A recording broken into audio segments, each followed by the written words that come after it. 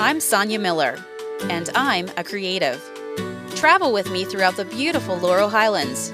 I'm looking for other makers, people who use their imagination to bring to life an idea, product, or who are creating something that's just plain cool. Let's find and meet them together. Join me as I share their stories.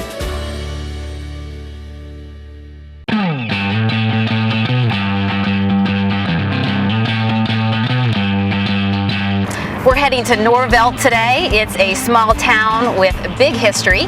We're heading out to meet maker Pamela Werner. She's been very busy and she tells me she's been having a whole lot of fun bringing new life to an age-old art. So she lives just up ahead and we're gonna go join her today.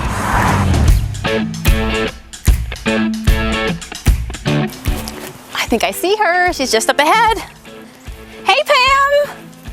Oh, hey, hi. How are you? Good. What are you up to? It's breakfast time. Woohoo! I like to feed my breakfast before I get my breakfast. You've got some friends back here. Yeah, we do. We have a gang. This is my chicken gang. The little girl right in the middle, the red one, that's Squirt. Squirt. And I think that she laid me an egg today. Oh, really? Now let me throw this in and I'll give you a little Sneak got peek? one. No way. But look how little it is. Squirt laid a little egg. How cool is that? It's pretty cool. And then we have a duck. That's Daisy. Daisy Duck. Yeah, go figure. My kids named her. She actually thinks she's a chicken most of the time. Okay. But No, we're not going to tell her. We're totally not going to tell her. It would break Cover her your heart, ears, Daisy. But whenever it gets really hot, we have a pool that we'll put in here and we fill it up with water. All the girls will go over and Daisy will look at the water and she looks at the water and none of the girls will go in and all of a sudden she'll be like, oh, like a light bulb went off, dives into the water, gets like back into the chicken mode and it's like, yeah, she does still know. She remembers. She remembers. It comes to her naturally. Yeah, so well, we got to watch him. He doesn't like me too much. Oh, okay. Yeah, all right. So. All right. So I'm assuming that you've already had your eggs for breakfast today? Oh, yeah, we did. We did. I made breakfast early for the kids. One of the things I do like to make is that I use a cupcake pan. Okay. And those little grands, those Pillsbury Grand Doughs biscuits, I'll line those in the pan. Then we'll put maybe a little bacon in there and then drop an egg in each one of those little baskets. Little cheese on top. You're talking my language. Oh my gosh, it's so good. And I hear that eggs are like a part of the breakfast for champions, right? Because they have so much nutrition inside of them. So it's a great start to your day. And in fact, a duck egg, well, yes, it's higher in cholesterol, but a duck egg is actually the egg. If you're a baker, that's the kind of egg you want to use because the white will be fluffier. Okay. And it's richer. Really? So yeah, and the yolks, oh, actually a duck egg, its shelf life is like 8 weeks. I never knew that. Yeah, and chicken, everybody thinks that when they see that little expiration date on the box of the chicken eggs, how you can tell if an egg is fresh or not is do the water and the float thing. Remember we talked about that the other day? Okay. Yep. Eggs last a lot longer than what you think. So duck eggs aside, in dealing with the chickens, that's quite fitting, right, for you to be raising chickens here at Norvelt? Yes, there is a really fantastic history about this place. I've actually loved Norvelt since my early 20s. I used to drive through here going to Bear Rocks. I was an apprentice for a woman up there. And I'd drive through and I'd see all these really cute little Cape Cod houses and I'd say, oh, I need to have one of those houses someday. Well, it took 40 years, but I got my house. I got my house 4 years ago and I absolutely love living here. Every house back in the 30s, Roosevelt designed these little towns. There were 99 across the United States. Eleanor Roosevelt was a big part of this. It was a homesteading community. 250 houses were planned on being built and each house would have between 1 and 7 acres. You put your name into a lottery. If you were picked for the lottery, you had to help build your house, and you did. And these people went from coal mines that were going under, some of these people were living in coke ovens, to live in a mansion, 800 square feet. That's not a mansion, by today's standards anywhere, but this is a mansion. They had to help build their home. And in the process of that, they got a garage, they got a grape arbor, which my arbor still has the same vines from 1934. Wow. Some of the trees, you either got nut trees or you have fruit trees. They wanted you to barter. Everybody got a chicken coop. Now this isn't one of the originals because somewhere it went away, but I wanted chickens. And you got 50 chickens. Nice. 50 chickens so that you had enough eggs for your family, you didn't starve, and then you could trade off with your eggs. Very nice. Yeah. So I understand here in your Norvelt home, you do something really cool in your basement as well. Oh, yes I do. Come on, I'll show you. Well, that sounds like an excellent idea to me.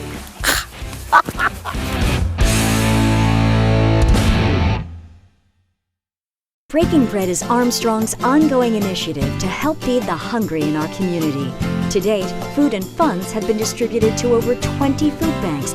These organizations need our support throughout the year. Donations can be made at your local Armstrong office. Also, look for special Breaking Bread events in your area. All efforts benefit area food banks and soup kitchens. For more information, like us on Facebook at facebook.com/ArmstrongOneWire.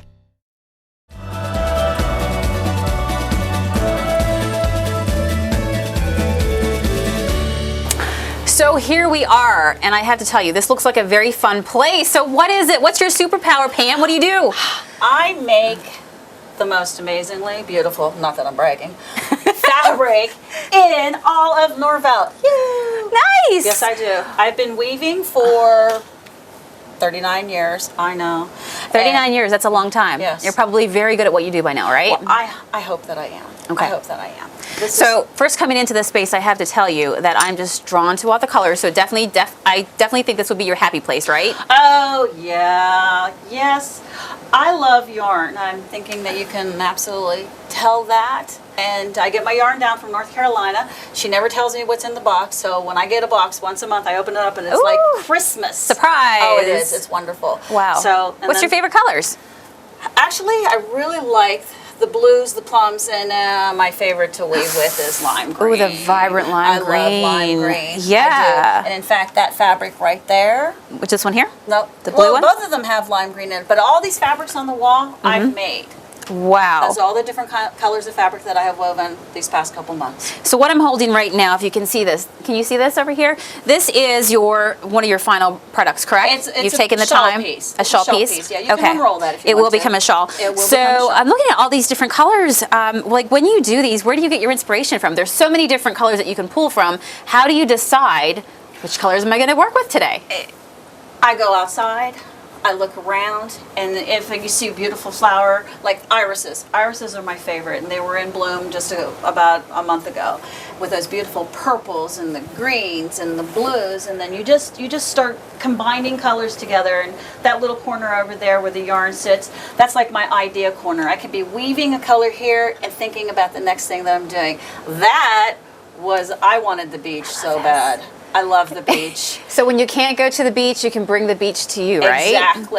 Exactly. So, and then up at the very top, those are like navies with dark grays and blacks, and that just reminded me of like the really stormy sky that we had a couple weeks ago whenever that big storm was coming through, and those different colors of gray and the clouds with a little bit of blue in the background. I just see things, and then they all come together. Wow. So tell me about how everything came together for you to even be able to be sitting in front of, this is a loom, correct? This is a loom. This is a jack type loom, and what that means is that for me, I have treadles below, which is my feet run them, and I'm going to press on one and you're going to see harnesses come up. Okay. So what happens is that the treadles are connected to a piece of wood in here called a lamb, and it pushes the harnesses up. So this is what I have on right now is a tabby weave, which means every other thread. So this treadle 2 and 4, because there's 8 harnesses on this loom. 2 and 4 will come up. I'm only working with the first 4 harnesses, and then 1 and 3 will come up. And that's the simplest of weaves. So before you even start to weave, you have to configure like a legend, a key for how you want it to look like? Before you even weave, the whole process before you start weaving take us through that. Is the most time consuming. Okay, because what you have to do, each one of these threads has to be wound onto this back beam. That's called a warp beam. And my warp beam is a yard around. So I have on this loom right now 20 yards. So I do 20 turns. It's just, you keep the number simple. And then each thread on these harnesses, there are little metal petals with a tiny little eye in there. And each one of the threads that you wind on the back have to go through each one of these little eyes, and then everything has to go through the reed. This is the reed. And then you're ready to start. So the whole process of just getting the loom ready could take 3 to 4 hours. The more complicated the design, the longer it takes. I like my fabric to speak for itself. So I like the color, and I love chenille because it's like velvet after you finish it. So I really like the feel of it. And so I like a nice sturdy fabric so that you can have years and years of wearing it. So It's a quality piece. I work with color. So I sort of like, I'm a sort of a color artist, I think, maybe. I'm not sure. Definitely. So that's the longest amount of time. Now, are you the that it takes. first person in your family to weave? Like, did you totally teach yourself how to do this? Well, I went to Seton Hill College many moons ago. But when we were little, my mom sewed our clothes. She would take clothes apart to make us clothes. Okay. So in high school, I was all about math. And I'm like, I'm going to go to college. I don't want to be a math teacher. I'll be an artist. Anybody can be an artist, right? Oh, little did I know. The first class that I took, which was the fibers class, and I did a little project. I spun the yarn, made a little wall hanging, and my advisor, who never bought anything from anyone, bought it for $35. And I went, you can make money doing this. But I thought... Light bulb. Yes, it was a light bulb moment. But because my mother sewed our clothes, I wanted to make the fabric to sew the clothes. I wanted to see what it was. I wanted to go to the very beginning, and I actually, for years, spun my own yarn, dyed my own yarn, because I really wanted to learn and understand what fabric was all about. Well, I don't really like to sew, so everything I do is simple, but I really like to weave, and I've been weaving for close to 40 years, and I can't imagine ever giving it up, unless I get too old to crawl under the loom. Right. But yeah, it is something that can be very satisfying. You can work all day on another project, and then at night when you want to relax, you end up doing the same thing, because it's got a beautiful rhythm about it. It's very relaxing, and you can make beautiful things. Let's try it. Okay. Let's see how it works. Alrighty, so this is my loom. What I'm doing right now is I'm spreading the warp out because I've just tied on. So you have to spread the warp out, and you have to get rid of all these little gaps, okay? So 1 and 3 is going to come up. What I like to do, this is how I can keep track, because anything can create a flaw. Like if you don't thread things through this correctly, there'll be a flaw in your fabric. If you don't treadle correctly, there'll be a flaw in your fabric. So you want to make things as simple as possible. So when the shuttle's on the right-hand side, my foot is on the right treadle. When the shuttle's on the left-hand side, my foot's on the left treadle. Boy, that's a lot to remember, Pam. No, because it's just, it becomes... Can you play an organ? Can you play a piano? It's the same thing. Your feet are doing something different than your hands are doing. You know, it's rubbing your head. I still haven't figured that thing where you pat your head, you rub yourself. Yeah, I'll work on that one first. So I'm spreading the warp out, and that looks pretty good. Now, what I want to do, because everything gets washed and dried in the dryer, I'm going to protect. See how this is a different color right here? Mm-hmm.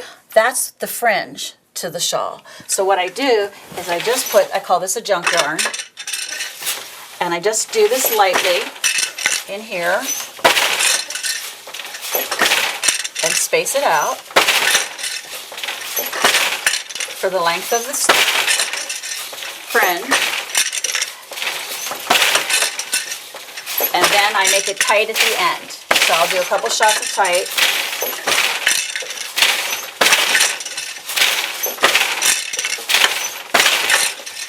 This is quite the workout. The other day, well, I started with this little Fitbit thing, thinking, oh, I need to get healthy. Little did I know. Are you ready for this? I did this. Okay. I can do 755 steps for one shawl, and I burnt 131 calories. I don't need to go to a gym. Okay, we're all going to want to be weavers after this. So, you don't need to go to a gym, that's for sure. Okay, so yeah, you're just going to have to train us. So what happened? Like when did weaving become really popular, and what happened? It kind of fizzled out, right? Where did that go to? Well, you know what? When you asked me to do this, I decided to... How long has weaving been around? Since 14,000 BC is when they actually have found the first piece of fabric that was actually woven Now, they used to weave on trees. The Navajo Indians will warp up a tree. Really? Yeah, you can use anything to weave with. Picture frames. If you take a picture frame and you put nails in the top and nails in the bottom, you can warp that. There are things called backstrap looms, which is actually you are tied into the loom and you have a rigid heddle and you're tied to a tree and you're weaving. So there's lots of many different ways to weave. The loom, I think, I'm not quite sure. No, it has to be. I read that it was 1400, in the 1400s. By the time the 1400s came, that every weaving design that has ever been known today was at that time created. So weaving has been the same forever. The Egyptians had looms probably very similar to this. It's hard to have changed things. You can change them by adding motors. Now, I did have a loom once when I was in my 20s that actually had a fly shuttle system on it with an air compressor that I could press a button and it would shoot back and forth across the reed. And that was like for major production. But then it would shoot off and put dents in the floor, so it wasn't really a good thing. Yeah, you kind of need your space when you're doing this, right? Oh, yeah. And I know you have children. How does that work out, right? Well, it didn't work out well when they were little. I have a son, his name is Andrew, and when I'd be weaving, he'd come over and he'd be like just about where you are. Okay. What am I going to learn from this experience? You're going to learn okay. to keep out of my airspace. Okay, keep out of her airspace. What happened to Andrew? Well, does Andrew have all his teeth? He does, but he's got little bumps, little nicks in his head from the shuttle coming around. Okay, I better stand back then as she takes me through this process. Is that when you're weaving and you throw your shot, you pull, your little thumb and your finger are working like little brake systems. This is a boat shuttle, and it's obvious it looks like a because boat. It looks like a boat. And then inside, I wind all these little bobbins for yarn, and that's how I can get the length that I need to keep weaving. So when you're ready to throw your next shot, you pull it through, but then you pull it out for your next shot, which I better be out of your shot. You were close to my airspace, but you weren't exactly in it. That's how I know Pam likes me, is when she doesn't throw the shot directly at me. There you go. And then what it is, it's all about feel. So because you have to keep, your beat has to be even. Okay. So your beat is picks per inch. Yep. Okay. And earlier when I was saying about being a math major and wanting to be an artist, becoming a weaver, all I do is math. Because the yarn is all ends per inch, picks per inch, yards per pound. It's all math. So I didn't get away from math at all whatsoever. So when school says math is something that stays with you, whether you realize it or not, you're still using it. Yeah, exactly. This is so cool. So what do you think when you're doing this? Like, you talked about keeping the beat. Do you ever put music on? Do you ever weave to the beat? Well, if I put music on, then I start to dance. No. And then you can't keep your feet on the pedals. That is the problem. I like it whenever it's quiet down here. This is my peaceful time. And this is really, I get into a rhythm and it's zoning out. Really, it is. It's zoning out. So I notice, Pam, that you're not wearing any shoes. And I know that you're going to teach me how to weave. Does that mean that I have to take my shoes off? Oh, yeah, you definitely Tell me about that. Your shoes off. Well, because what you're doing is there's more than 2 treadles underneath here. If you can see, there is 4 over here that are tied up, and then 2 over here. So you're balancing with one foot, so you need to feel where you're at, and you're working over here with the other foot. So you need to know that you are walking from one treadle to the next. You don't want to go too far and not know where you're at. So your feet are like your hands. So that's why I've taught people to weave before, and it's important. It's like you just need to have the feel. Okay. You need the feel. So you trust me to do this. I'm not going to totally mess up your beginnings of a beautiful. No, you're not. Will this be a scarf or a shawl? This is going to be a shawl. This is a shawl width. So we'll weave. This will be 72 inches long woven. Okay. Okay. All right. I'm just going to follow your lead here and hope for the best. Okay. All right. I'm going to slide over this way. Okay. Sure. So I've got my socks on. Is that okay? That's okay. All Unless, right. of course, you feel like you're slipping. And I don't play the piano, so this is not good, right? This is not good. Okay. So, the shuttle's on the right-hand side, and that's where your thread is. So that's why I said if you do that, then you're going to tramp on the right treadle. Right. And there's 2 together that makes this. Yeah. So 1 and 3 will come up. Okay. Press it as far down to the ground as you can. Okay. This is like learning to drive when you like... Wait, you're pressing both treadles. Put your Okay, so just there one. You go. Okay. Yeah. This is like learning to drive when you try to learn how to get the feel of the gas pedal, and you always hear that, you know, the egg theme. Put the egg, imagine an egg underneath your gas pedal type thing. Okay, because you don't want to press too hard and you don't want to press too light. Okay, next up, what do I do? You press it all the way to the ground. All the way to the ground. Yep, there you go. This is And it called a opens shed. up. Okay. Yeah, this is open. That's called the shed. The shed is open. So now you're going to take your shuttle and you're going to throw it across. But Throw you it. have to yep. And it's not going to fall out. Yeah, well, Oh push it a little dear, hard. see Yeah. what I did? Don't do that. Don't do what I just did. Okay, let's try it again. Take two. There you go. Okay. Now pull it out to where this length is almost the width going back. Okay. So you're ready for your next shot. Oh, okay. So now take your foot off the treadle. We're going to drop this down. Then you're going to beat. How do we beat? Pull it forward. And now Okay, put your makes the foot on other connection. treadle. And which is the other one? This one? No, it's the one right beside. Yep, there you go. Oh, okay. Okay. So now we're going to go ahead and press down. We're going to give a little oomph, slide it through. And then you'll eventually, we're going and then to close the shed. let it down. Yep, and I'll pull the beater. We're going to pull that piece of textile back. How cool is that? Well, I'm going to turn this over to you because you're much faster. What's the difference from when you first started to where you are now? Like, how long does it take you to make a piece of, like, for example, a scarf? A scarf. This piece, that piece over there? Yeah. Want me to go get it? Yeah, sure, absolutely. This one's So really you make what we call infinity scarves. You can go ahead and grab it. Infinity scarves. I've seen you do these shawls, and I've seen you do like what we call like regular scarves as Yes. well, right? Kind of like the long This is a rectangular. regular scarf. Okay, super.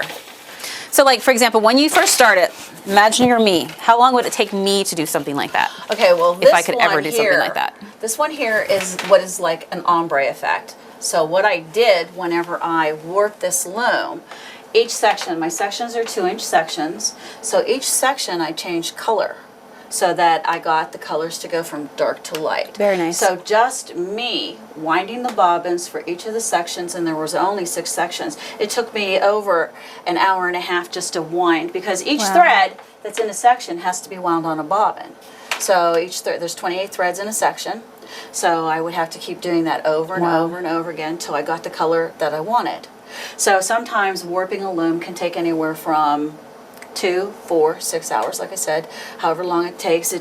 That is the hardest part. That is the longest part. Preparation. Preparation. Okay. To weave a scarf and a shawl, the more shuttles that you use, the longer it takes. So if I'm just using one shuttle and I have a really good rhythm going, it could take me, a shawl could take an hour to weave. And then you have the finishing process. If I add another shuttle, say I'm doing a houndstooth where you're doing 4 shots of one color, 4 shots of another color, and you have to keep stopping and changing, that adds 10-15 minutes. If you're doing something, I have some scarves that have 3 different colors in them, like that block one that I showed you earlier that we could look at if you want. It has like corals and greens and blacks in it, so I'm working 3 shuttles at a time, and then that takes longer. Wow. So what you're Yeah. telling me is it probably would take me 9,542 days. Well, for one. Minimal for one. For one. Okay. So I think at this point I just might want to purchase what you do, because obviously you are the expert, whatever you want to call it. So of course, for us that we love to have shawls, what drives you to create, you know, shawls and scarves, and that's kind of your niche?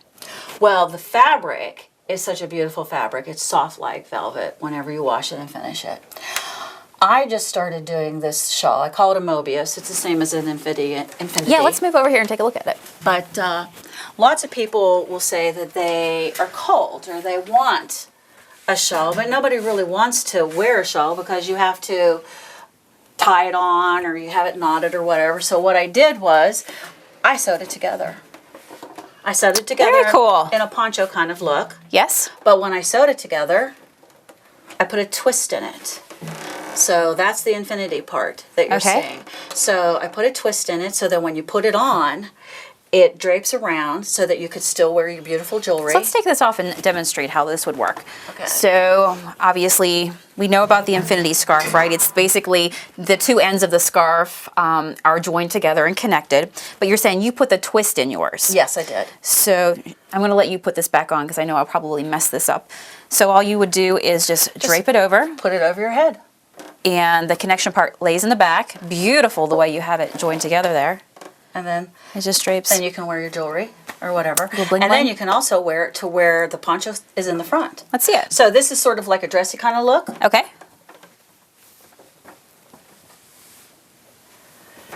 And then you got your casual, let's go out and have some fun. Very nice. Thank you. So you have fun at the local Ligonier Market, of course, I do right? Ligonier Country Market all How long the have you time. been doing that for now? I think it's been a while, right?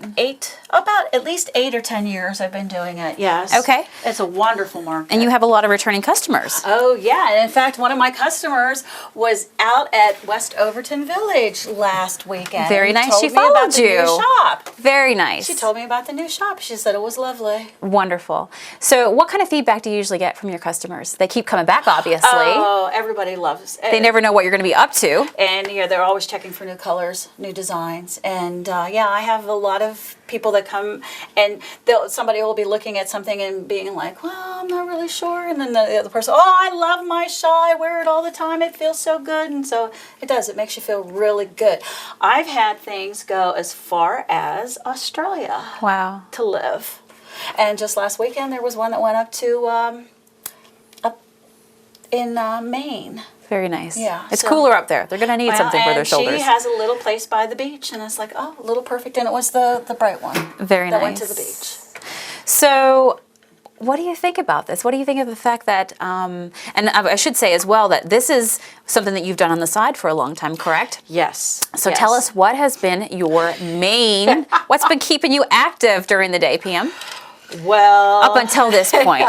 up until January, I was a rural letter carrier. I was a mailman for 33 years, which I absolutely loved. But I love this too. Yeah. So I tried to manage to do both, and I did. So Pam's high energy. Not only did she walk probably a ton of miles a day, but then you come home and you get physical here with your loom as well. Yep.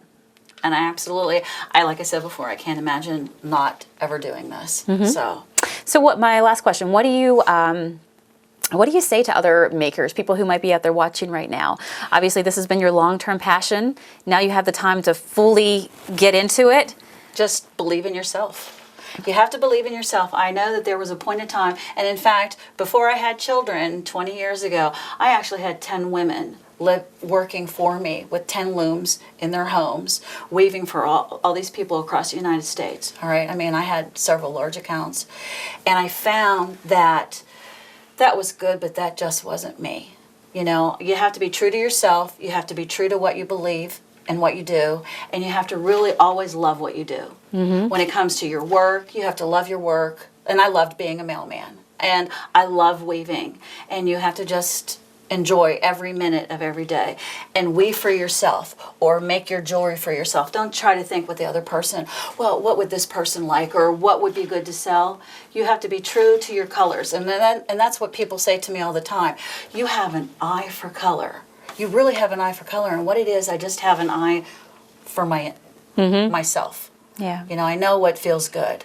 Well, we're going to call Pam the Dream Weaver, because whatever you can dream up, whatever size, whatever color, whatever style, I think that she can weave it for you. So, Well, thanks. All right. Well, thank you so much for being on our show today. I'm so excited. You are truly a creative force. So thank you so much for your time. Thank you very much. Sometimes when there's a knocking, you've just got to answer. I'm Sonia Miller. Thank you so much for joining us for an episode of Meet the Maker. But stay tuned. I'm about to hit the road. I'm looking for other creatives, and who knows? I just might be coming to your neighborhood next.